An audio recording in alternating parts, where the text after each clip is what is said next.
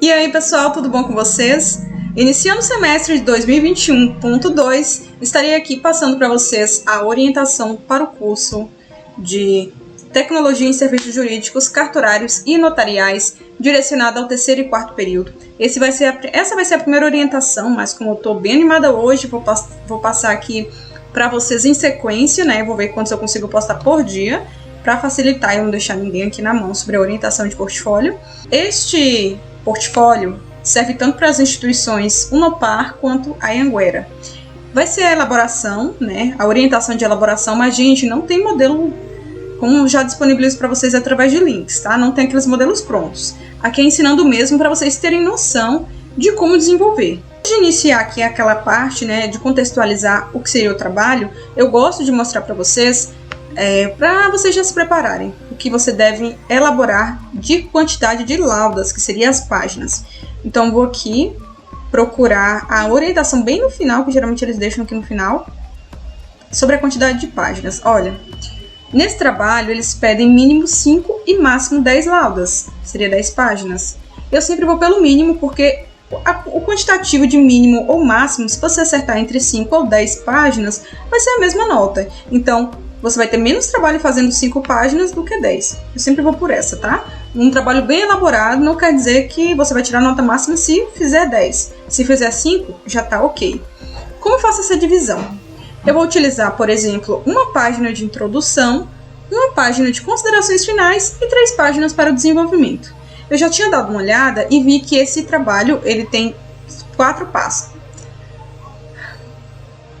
Eu já tinha dado uma olhada e vi que esse trabalho ele tem 6 passos. Então, eu posso dividir para 3 páginas, né? Tipo, 3 páginas aqui com 6 passos, fica meia página para cada passo. Já é legal. Iniciando sempre com passo 1, a disciplina. Passo 2, disciplina. Entenderam? Fica bem melhor. A temática dele é voltada para a participação do idoso na concretização da democracia. No passo 1, ele já está aqui em negrito. O que ele está pedindo para vocês? Conceituar os direitos políticos abrangendo as razões de sua fundamentalidade, que seriam os direitos fundamentais, e o tratamento constitucional a esses direitos, que seria o direito dos idosos, né? Da questão de votação, participação política. Então, o que vocês irão fazer? Pesquisar principais direitos políticos da terceira idade, dos idosos, encontre lá 1 ou 2 que você acha como principais e aborde. Pronto. Depois ele fala, reflita e escreva sobre os motivos para que o idoso participe ativamente da vida política do Estado. Então, qual seria a relevância da participação? Já dá para você pensar sobre as políticas públicas de inclusão, principalmente aquelas de inclusão social da terceira idade dentro da sociedade em questão, né? A participação de atividades recreativas, de esporte, política, cultura. Não é uma obrigatoriedade a partir de uma certa idade, porém é necessário, né? Faz a diferença, já que a população do Brasil tem em uma certa porcentagem considerável, né? Digamos assim, a população está envelhecendo, né? Pelo quantitativo do IBGE, tem uma quantidade considerável de pessoas idosas. Eu não sei ao certo o quantitativo, mas eu sei que tem, né? A maioria são jovens, se eu não estiver enganada, e em sequência pessoas idosas. No passo 2 tem a questão aqui do direito à proteção e inclusão social. Seria uma disciplina e eles já vêm com a questão. A partir dessas premissas, pesquise e informe explicando com suas palavras 3 direitos previstos expressamente pelo Estatuto, que seria o do idoso, e quais vocês consideram essenciais para a promoção da cidadania e da vida digna da pessoa idosa. Isso aqui já é voltado para você. Na sua opinião, pesquisa lá.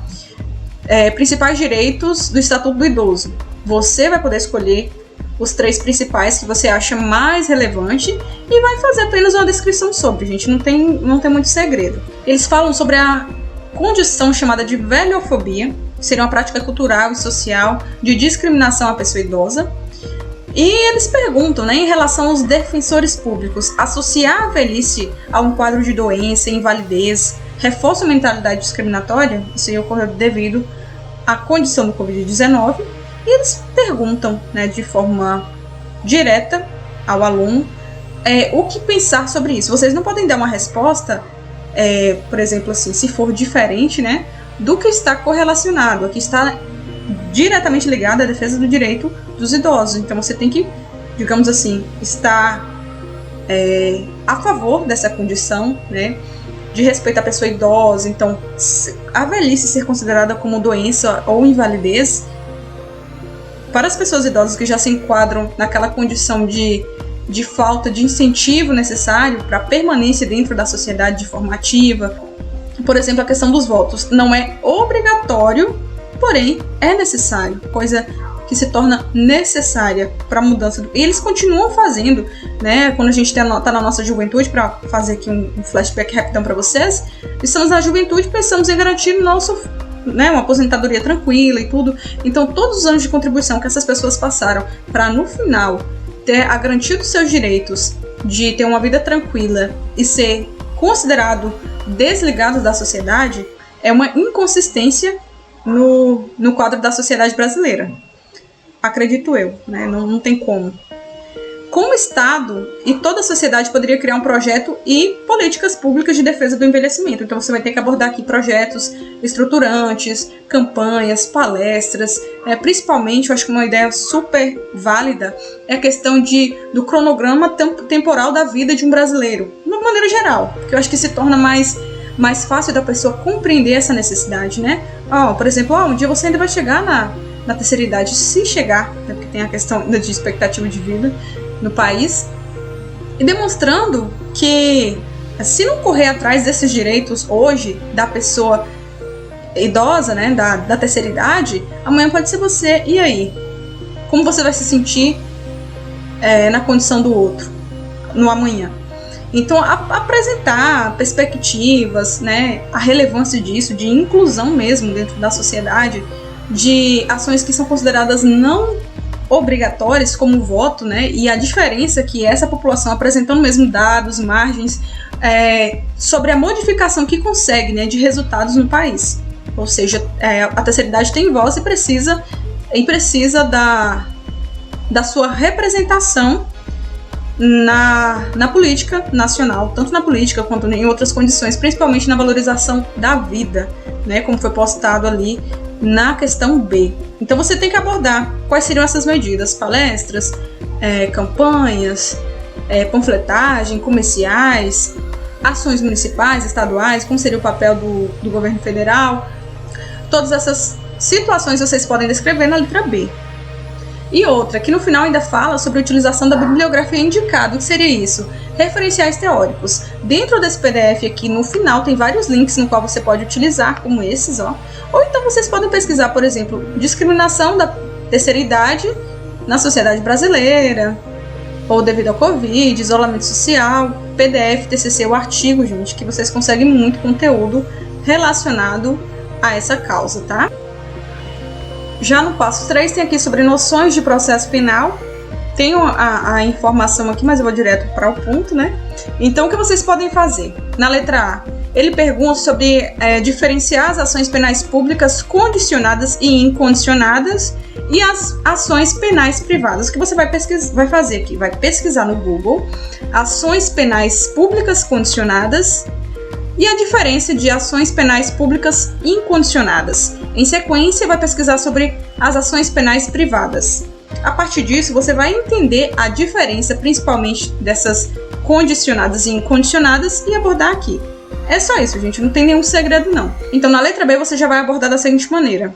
Como eles falam aqui sobre acerca do crime de calúnia, previsto no artigo penal 138, que não constitui crime eleitoral. Qual a natureza da ação penal? Então, você vai pesquisar. Ação que não é constituída como crime eleitoral e sua natureza penal.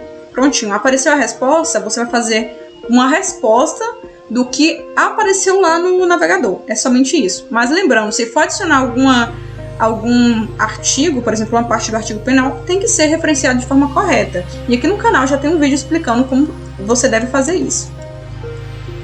No passo 4, ele pede para você fazer aqui, ó. As atividades realizadas pelo registro de imóveis são norteadas por vários princípios importantes.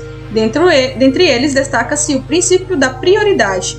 Explica o significado desse princípio. É a mesma coisa. Você vai pesquisar princípio da prioridade e sua importância para a atividade cartorária.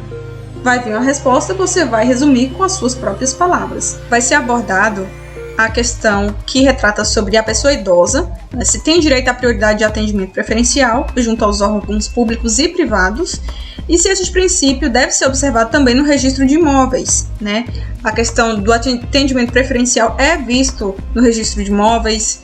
Como conciliar esse princípio de atendimento preferencial e prioritário ao idoso com o princípio da prioridade aplicado ao registro de imóveis? Então, vocês irão fazer o seguinte, vão pesquisar princípio da prioridade aplicado ao registro de imóveis e o princípio de atendimento preferencial ao registro de imóveis, diferença, tá? Principais diferenças. Se caso não achar, é só pesquisar a diferença de prioridade, princípio de prioridade e princípio de atendimento preferencial. Colocar atendimento preferencial. Pronto, vai aparecer e como falei para vocês, é só abordar com suas próprias palavras a diferença entre essas duas questões. Em seguida tem o passo 5 que remete ao registro de títulos e documentos e eles perguntam o exemplo do senhor Antônio, que tem 75 anos de idade e queria constituir um procurador com amplos poderes para o representar enquanto fazia uma viagem ao exterior. Como deverá proceder? Essa questão do procurador, ele tem total direito sobre, digamos assim, os bens da pessoa, né? Então, sacar o salário, o que mais a gente conhece, né? Por exemplo, sacar o salário, venda, representação legal de interesses. E como seria esse procedimento após a confecção da procuração, para ser levada em registro do cartório de títulos e documentos, para ser validada? Então, se você pesquisar como fazer uma procuração legal para o representante legal de uma pessoa da terceira idade, ou de um idoso. Pronto, aí você vai ver o passo a passo e você vai citar de forma resumida. E no passo 6 tem um fechamento, exemplificando boas práticas vivenciadas em sua atuação profissional. Nesse caso aqui, eles pedem para você realizar uma pesquisa em sua região para apurar a intenção da participação dos idosos na próxima eleição federal a ser realizada em 2022. Os motivos pelos quais está considerado, ou estes consideram sua participação ou não nos processos eleitorais e quanto à inclusão deste grupo social para a efetivação da democracia. Nessa condição, como a gente sabe que devido à pandemia é impossível fazer uma pesquisa de campo, então você vai ter que pesquisar na internet ou então até mesmo criar os dados.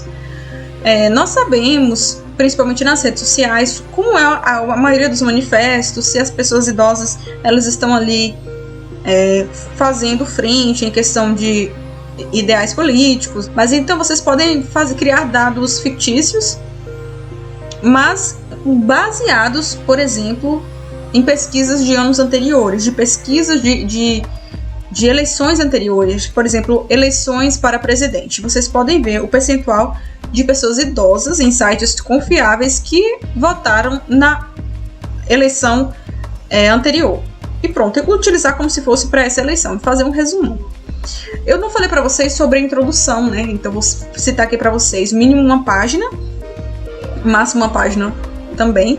Então você vai falar sobre o que é o seu trabalho na introdução, que é voltado para o curso X, do semestre X, sobre as disciplinas, vocês irão citar essas disciplinas que vocês estão estudando nesse semestre, vai falar o que será desenvolvido, um pouquinho sobre cada etapa aqui até o passo 6, e o objetivo geral, que seria, né, a razão pela qual vocês estão desenvolvendo esse trabalho. E pronto, gente, na introdução tá tudo ok. Já na parte das considerações finais, basta vocês colocarem um resultado, né, como assim fosse um resumão dos resultados obtidos do desenvolvimento das 6 etapas, né, que seriam 6 passos aí. Então você vai falar um pouquinho sobre a relevância de cada conteúdo que foi abordado em cada passo, de maneira bem resumida mesmo. E depois falar a importância que esse conteúdo teve para sua vida acadêmica e profissional dentro do terceiro ou quarto período do curso. Simplesmente isso. É só vocês finalizarem. Se vocês acharem que vai ficar muito curto, né, que não tem tanto conteúdo, adicione citações sobre autores que retratam sobre essa temática e complementam com suas palavras, tá? É isso. Espero que vocês tenham gostado do vídeo de hoje. E para os demais cursos, podem ficar atentos que estarei postando ao longo dessa semana no canal. Então fiquem com Deus, um beijão e até o próximo vídeo.